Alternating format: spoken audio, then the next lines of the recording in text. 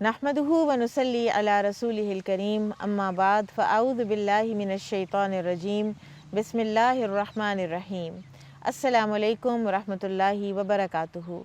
नाज़रीन, मैं उम्मे Usama programme women in Quran timeless stories के साथ आपकी खिदमत में हाज़िर हूँ। मेरे साथ मेरी अज़ीज़ साथी हैं सुबुल सरमद, जो कि एक दीनी इदारे के बच्चों के तरबियती प्रोग्राम की इंचार्ज हैं। मेरे साथ आसमा शेख हैं, जो कि एक इस्लामिक स्कूल की प्रिंसिपल हैं और इंसानी रवैयों पर बड़ी गहरी नज़र रखती हैं माशाल्लाह। मेरे साथ राबिया कलीम हैं, जिन्होंने अपनी ज़िंदगी का एक बहुत बड़ा हिस्सा दरस व तदरीस और तालीम व ताल्लुम के साथ वक्फ़ कर रखा है। मेरे साथ सादिया फ़रहान हैं, ये भी माशाल्लाह दरस व तदरीस में और कुरान व हदीस की तालीम में और दावा में पेश होती हैं, और इन दोनों ख़वातीन के माशाल्लाह बच्चे भी हाफ़िज़ कुरान हैं। बारकल्लाहु फ़ीकुम। नाज़रीन, कुछ इंसान होते हैं कि जिनकी कोई ना कोई खूबी ज़रबुल मिसल बन जाती है। रसूलुल्लाह सल्लल्लाहु अलैहि वसल्लम ने फ़रमाया कि सबसे ज़्यादा आज़माइशें अंबियाए कराम पर आती हैं, और उसके बाद उन पर जो उनके करीब होते हैं, और फिर इसी तरह उन पर जो उनके करीब होती हैं। जितना जितना ईमान बढ़ता चला जाता है, बाज़-औक़ात उतनी उतनी आज़माइशें भी ज़्यादा होती जाती हैं। एक और हदीस में नबी सल्लल्लाहु अलैहि वसल्लम ने फ़रमाया कि अल्लाह ताला अपने बंदे के ईमान को टेस्ट करते रहते हैं, चेक करते रहते हैं आज़माइशों के साथ, और अगर वो अपने ईमान में पुख्ता रहता है तो उसकी आज़माइशें और आती हैं, और अगर उसका ईमान कमज़ोर पड़ने लग जाता है तो वहाँ पर उसकी आज़माइशें रुक भी जाती हैं। ये हदीस का मफ़हूम है जो मैंने आपके सामने पेश किया है। नाज़रीन, एक पैगंबर, एक नबी जो who is known for his patience, उनको याद ही किया जाता है उनके सब्र से, और वो हैं अय्यूब अलैहिस्सलाम। आज हम अय्यूब अलैहिस्सलाम का ज़िक्र खैर पढ़ेंगे और उनके साथ उनकी बीवी का ज़िक्र खैर पढ़ेंगे, और हम ये देखेंगे कि जब हम पैगंबरों के बारे में पढ़ते हैं तो उनके साथ उनकी मुआवनत में, उनके साथ हिजरतें करने वाली, उनकी बीमारियों में उनकी तीमारदारी करने वाली, और किस किस तरह से उनके काम में उनकी मुवाफ़क़त करने वाली ख़वातीन के से हम क्या सीख सकते हैं। अय्यूब अलैहिस्सलाम का ताल्लुक़ इसहाक़ अलैहिस्सलाम ही की नस्ल से है, यानी इब्राहीम अलैहिस्सलाम ही की औलाद में से हैं, और उनकी बीवी का नाम लिया आता है। और ये सारी डिटेल्स जो हैं उनके आज़माइशों की और उनकी बीमारी की, और सारी कई वाक़यात इब्न कसीर और तबरी ने रिवायत तो किए हैं, लेकिन बहरहाल हम उनके बारे में यही कह सकते हैं कि ना हम उनकी तस्दीक करते हैं, ना उनकी तकज़ीब करते हैं। कुरान के बयान से हमें ये पता चलता है कि अय्यूब अलैहिस्सलाम को अल्लाह ताला ने आज़माया। हदीस में हमें ये पता चलता है कि अय्यूब अलैहिस्सलाम एक एफ्लुएंट इंसान थे। उनके पास मालो दौलत थी, उनके पास खेती बाड़ी थी, उनके पास बड़े वसीओ अरीज़ ग़ुलाम और माल था, और औलाद भी थी, और बहुत ही एक जैसे एग्ज़ेम्पलरी एक घराना होता है। अल्लाह के नबी भी वो थे, और बड़े ही खुश शक्ल और पसंदीदा इंसान थे, और कहते हैं कि 70 साल तक उन्होंने इसी तरह एक खुशहाली की खूबसूरत ज़िंदगी गुजारी। फिर अल्लाह ताला ने उनको आज़माना चाहा और उनको एक बीमारी में मुब्तला किया, और वो कोई स्किन डिज़ीज़ थी नाज़रीन, जिसके बारे में मौरख़ीन ने ये भी लिखा है कि शायद शैतान ने अल्लाह ताला से कहा था कि ये शुक्रगुज़ार तो इसीलिए हैं क्योंकि आपने इनको इतना कुछ दे रखा है, तो ये भी तो आज़माना चाहिए ना कि सब्र भी करते हैं या नहीं। तो अल्लाह ताला ने शैतान को अय्यूब अलैहिस्सलाम के जिस्म पर एक इख्तियार दे दिया, और उसने फूंक मारी और उनका सारा जिस्म जो है वो फोड़ों से भर गया। तो ये जो बीमारी है, ये रिवायात के मुताबिक 18 साल उनके ऊपर तारी रही, और इस दौरान सिर्फ़ ये नहीं कि उन पर बीमारी आई, बल्कि उनके सारे जो मालो दौलत थी वो भी ख़त्म हो गई, उनकी औलाद भी ख़त्म हो गई, और उनके सारे के सारे जितनी भी एफ्लुएंस थी वो पॉवर्टी में तब्दील हो गई, और सब ने उनका साथ छोड़ दिया। यहाँ तक कि उनकी स्किन डिज़ीज़ इतनी बढ़ी कि उनके अपने जो इर्द गिर्द के या जो शहर वाले लोग थे, उन्होंने उनको उठाकर शहर के बाहर प्लेस कर दिया, और उनके साथ रहीं तो सिर्फ़ उनकी एक बीवी, और वो उनकी खिदमत करती, वो उनकी तीमारदारी करती, वो उनके पास आती, वो उनके पास रहती। इस बीमारी में भी उनकी बीवी ने उनका साथ नहीं छोड़ा, और उनके जब रिचेज़ उनके पॉवर्टी में तब्दील हुए तो उन्होंने लोगों के घरों में काम तक किया, اور یہاں تک بھی ہوا کہ لوگوں نے پھر ان کو کام دینا چھوڑ دیا، کیونکہ ایوب علیہ السلام کی جو بیماری تھی اس سے خوف زدہ ہو کر کہ کہیں وہ بیماری ہم تک نہ ٹریول کر جائے۔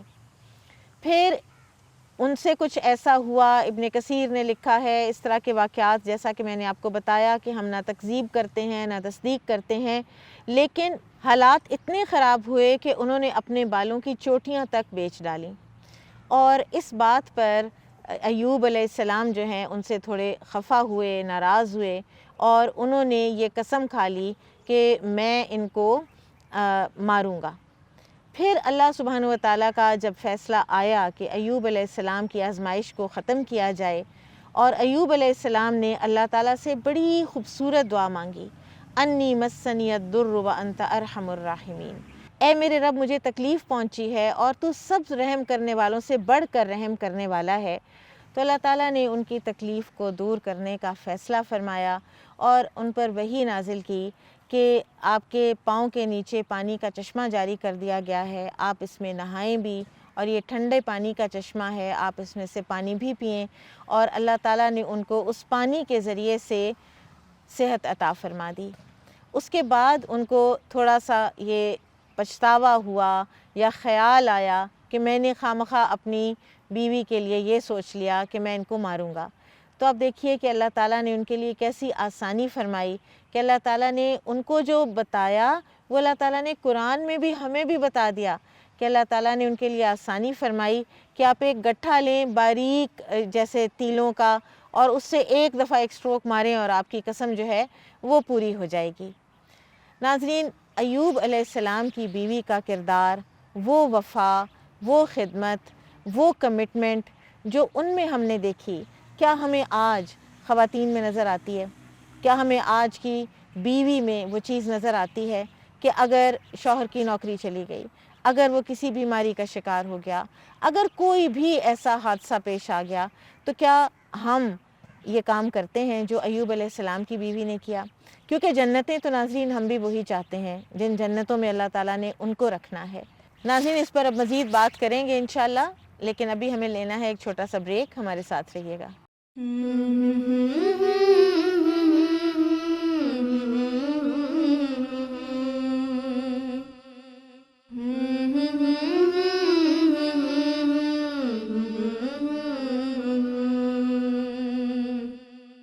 ویلکم بیک ناظرین، ہم بریک سے پہلے بات کر رہے تھے ایوب علیہ السلام کی بیوی کے ایک مثالی کردار کی، اور ایک مثالی بیوی کیسی ہوتی ہے اس کردار کی۔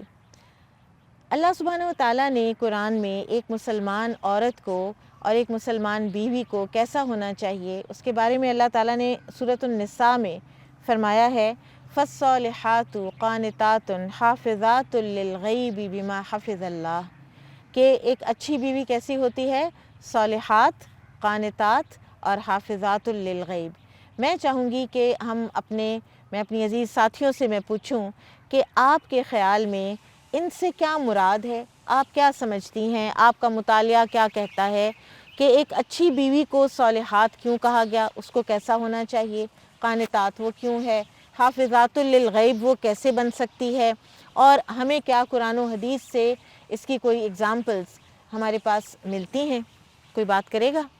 جی، مجھے اس سے حدیث کے بہت پیارے الفاظ ہیں کہ 4 چیزیں جس کے پاس ہوں وہ خوش بختی کی علامت ہیں، اور ان میں سے ایک جو ہے وہ صالح بیوی، اور پھر صالح بیوی کو جو ایکسپلین کیا گیا وہ یہ کہ جب شوہر اس کو دیکھے تو وہ اس کو خوش کر دے۔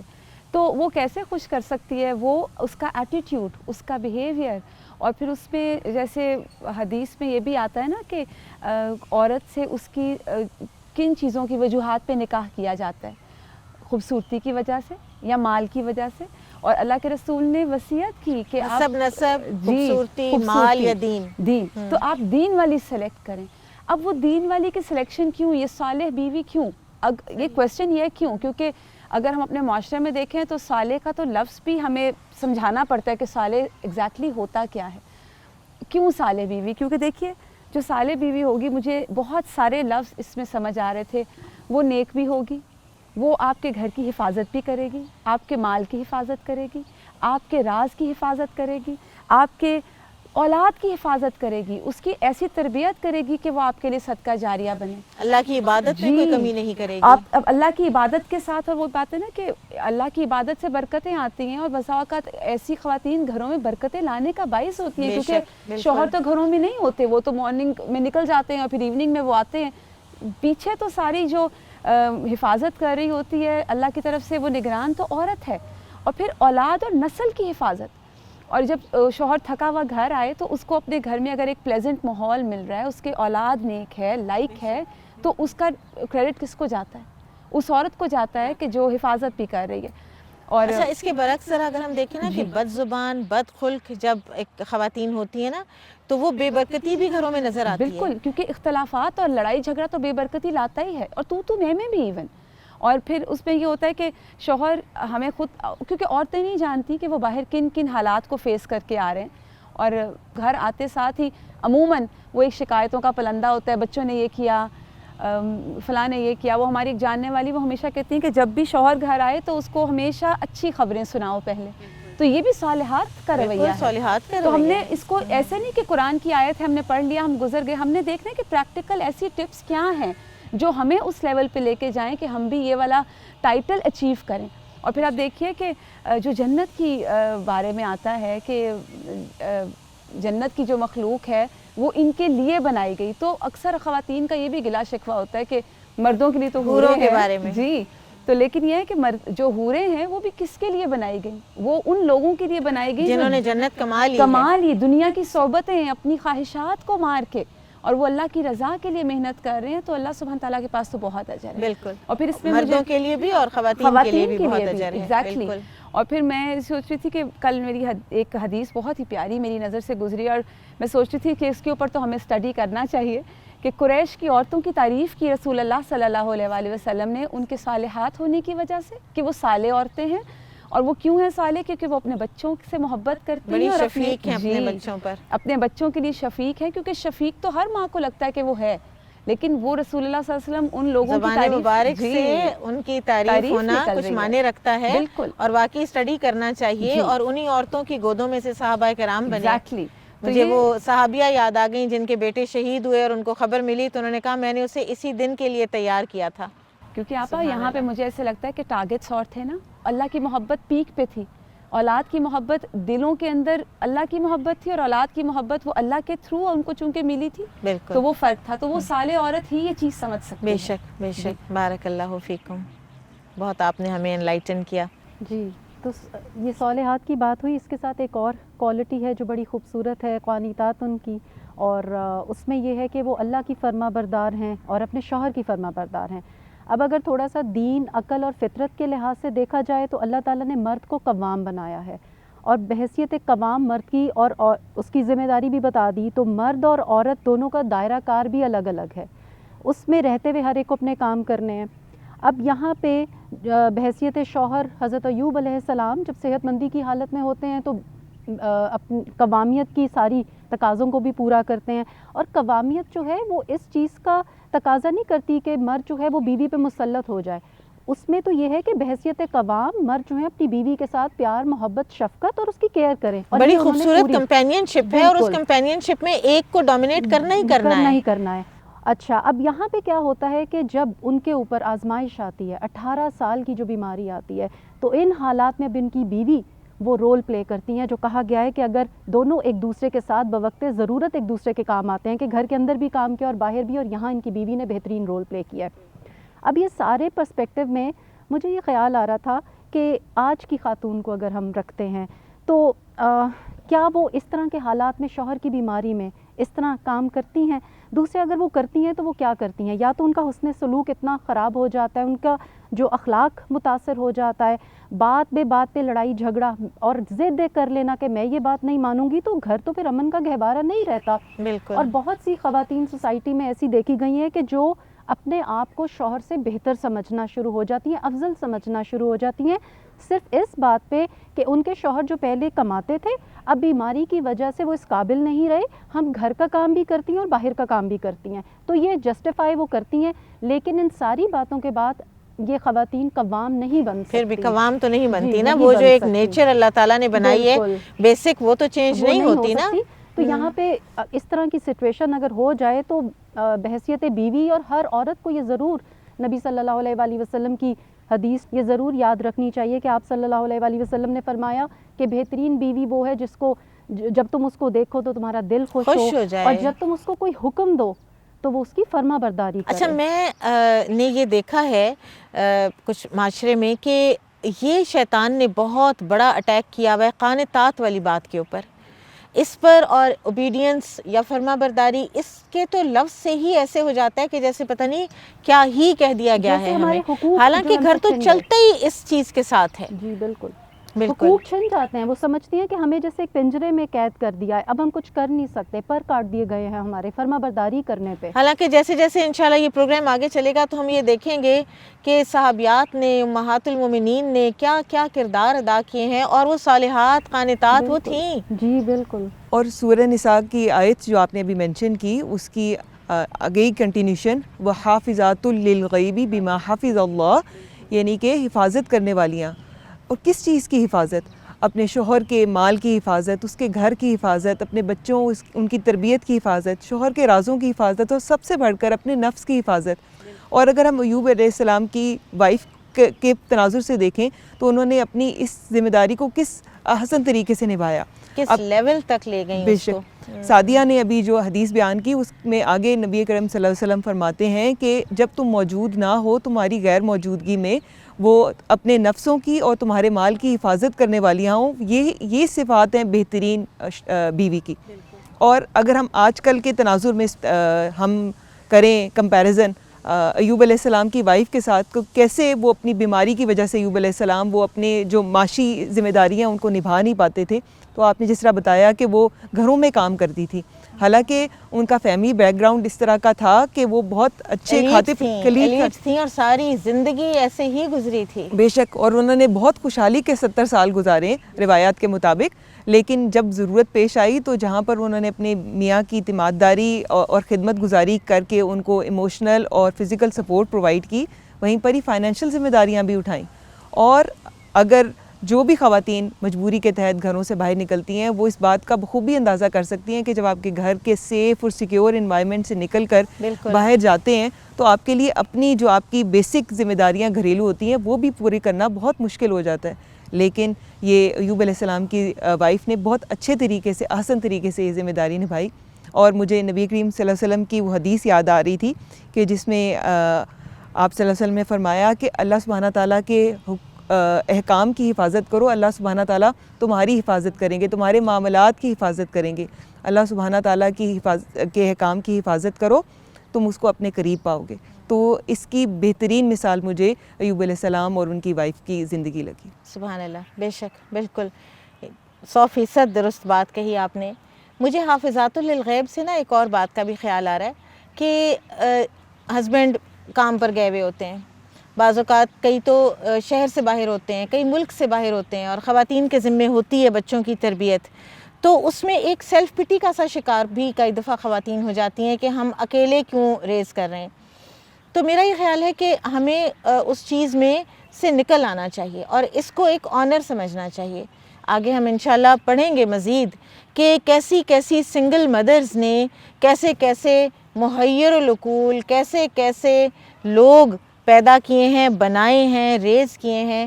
اور پھر یہ کہ بچوں کی جو ایک تربیت ہے کہ آج کل کا جتنا ان کا ایکسپوئر ہے، کیا یہ دیکھیں کیا یہ نہ دیکھیں، اس میں نا ایک مسلمان عورت کی بحیثیت ماں ذمہ داری بہت بڑھ گئی ہے۔ بچوں کو چیلنجز بہت زیادہ درپیش ہیں، تو اس میں اپنا یہ حافظات للغیب والا جو سارا ایک ان کا ذمہ داری ہے، رسپانسبلٹی ہے، اس کو پورا کرنے کے لیے اور زیادہ چاقو چوبند ہو جانا چاہیے۔ ابا بیسکلی میں تو سمجھتی ہوں ایک پرپس آپ کے سامنے ہونا چاہیے۔ جب آپ کو اپنا مین گول معلوم ہے کہ میں نے اپنے بچوں کی بہترین اپ برنگنگ کر کے ان کو ایک فائل مسلمان بنانا ہے، تو پھر آپ کو یہ تربیت گراں نہیں گزرتی، پھر آپ کو یہ بوجھ نہیں لگتا، آنر محسوس کرتے ہیں۔ بالکل بالکل۔ ناظرین، ہم ایوب علیہ السلام اور ان کی بیوی کا جو واقعہ پڑھ رہے ہیں کہ بالآخر پھر ایوب علیہ السلام کو اللہ سبحانہ وتعالیٰ نے صحت دی، اور صحت کے ساتھ ساتھ ان کا مال و دولت، ان کے مال مویشی، ان کے غلام، اور ان کو مزید اللہ تعالیٰ نے اولاد بھی عطا فرمائی، اور پھر ان کی خوشحالی جب واپس آئی تو ایک دن وہ نہا رہے تھے تو ان کے اوپر سونے کے پتنگوں کی بارش ہونے لگ گئی، اور وہ بڑی کینلی ان پتنگوں کو اکٹھا کرنے لگ گئے اور اٹھانے لگ گئے. تو اللہ تعالیٰ نے پوچھا کہ ایوب آپ کو ہم نے اتنا کچھ دے نہیں دیا، ابھی بھی آپ ان کو اتنا شوق سے اٹھا رہے ہیں؟ تو ایوب علیہ السلام نے عرض کی کہ یا اللہ آپ کے فضل سے اور آپ کے رحم سے کون بے نیاز ہو سکتا ہے. یعنی اللہ تعالیٰ جتنا بھی دے اس کو شکر کر کے لینا ہے، لیکن جب اللہ تعالیٰ اس کو واپس لے لے تو اس پر پھر صبر کرنا ہے. جیسا کہ ہم سنتے آئے ہیں کہ فلاں کام کے لیے تو جی صبر ایوب چاہیے، وہ ایسے ضرب المثل بن گئے ہیں. آسمہ آپ صبر کے حوالے سے کچھ ہمیں انلائٹن کریں گی، یہ صبر ہے کیا؟ سب سے پہلے تو جو ہمارے معاشرے میں ایک عام غلط فہمی ہے صبر کے حوالے سے، پہلے میں اس کو دور کرنا چاہوں گی کہ ہمارا ایک عام رویہ یہ ہے کہ ہم جب کسی کوئی ہمیں مشکل درپیش ہوتی ہے تو ہم اس میں کہتے ہیں کہ اب صبر کے سوا چارہ کیا ہے. تو ہمارے نزدیک صبر جو ہے وہ ایک مجبوری کا نام ہے، جبکہ اللہ سبحانہ وتعالیٰ کے نزدیک صبر جو ہے وہ طاقت ہے. اور آپ صلی اللہ علیہ وسلم نے فرمایا کہ الصبر ضیاء، صبر روشنی ہے. جی، اور صبر ایک ایسی روشنی ہے کہ جو اس تاریک غار میں آپ کو اس کے سرے پہ نظر آنے والی روشنی تک ڈائریکٹ کر دیتا ہے. Light at the end of the tunnel. جی، اور آپ اس روشنی کی جستجو اور تلاش میں اس اندھیرے کو بالکل بھول جاتے ہیں. تو آپ غور کریں کہ جب ہم کسی اندھیری جگہ پہ ہوتے ہیں تو جو بالکل چھوٹی سی بھی روشنی کی ایک کرن ہمیں نظر آ رہی ہوتی ہے، ہم اس کو فالو کرتے کرتے روشنی کی ڈائریکشن میں پہنچ جاتے ہیں. تو یہ بالکل ایسے ہی ہے. زندگی جو ہے وہ اچھے اور برے حالات کا نام ہے. جہاں پر انسان پہ بہت اچھے وقت آتے ہیں وہاں پہ برے وقت بھی آتے ہیں، اور صبر کر وہ شخص پاتا ہے. جیسے کہ ابھی آپ نے کہا کہ ایوب علیہ السلام کی زندگی میں بہت سی چیزیں تھیں، بہت سی نعمتیں تھیں، پھر ایک برا وقت آیا جو کہ اگلے 18-20 سالوں تک محیط تھا، اور پھر اس کے بعد اللہ تعالیٰ کا فضل جو تھا وہ پلٹ کر ان تک آ گیا. تو ہماری سب کی زندگیاں بھی ایسی ہیں. صبر کر وہ سکتا ہے جس نے اچھے وقت میں شکر کیا ہو، اور اچھے وقتوں میں عافیت کے وقت میں کیا ہوا شکر جو ہے وہ پھر مشکل وقتوں میں انسان کو یہ یاد دلا دیتا ہے کہ اللہ کا کرم اور اس کی رحمت اور اس کا فضل اس پر کیسے کیسے تھا. اس کے ساتھ ساتھ صبر جو ہے وہ امید بھی پیدا کرتا ہے. وہ آپ کو یہ یقین دہانی کراتا ہے کہ وہ نعمت اور وہ فضل لوٹ کے واپس آ جائے گا، اور اللہ تعالیٰ اس مشکل کو، یہ دیرپا نہیں ہے، یہ ٹیمپرری ہے، یہ آئی ہے، یہ گزر جائے گی. ایک اور بہت اہم جو اس کا ایسپیکٹ ہے صبر کا، وہ یہ بھی ہے کہ انسان کو یہ یاد رہے کہ اس کا توکل کس ذات کے اوپر ہے، اور اللہ تعالیٰ کے پاس کتنی طاقت ہے حالات کو بدل دینے کی. اس کی کیا کیا قدرتیں ہیں، وہ کر کیا کیا سکتا ہے، وہ کیا کیا کر سکتا ہے. اس کی قدرت کا پیمانہ محدود نہیں ہے بلکہ بہت وسیع ہے. پھر اس کے علاوہ ہم آسمہ صبر کی کوئی قسمیں بھی ہیں؟ یعنی کیا صبر صرف یہ ہے کہ بیماری میں صبر کیا، یا خدا نخواستہ کوئی حادثہ ہوا، کوئی لوڈ ون دنیا سے چلا گیا تو اسی پر صبر ہے، یا صبر کے کوئی اور ایسپیکٹس بھی ہیں؟ جی، اصل میں اسی طرف آنا چاہ رہی تھی کہ صبر اصل میں علماء کے نزدیک 3 چیزوں کا نام ہے.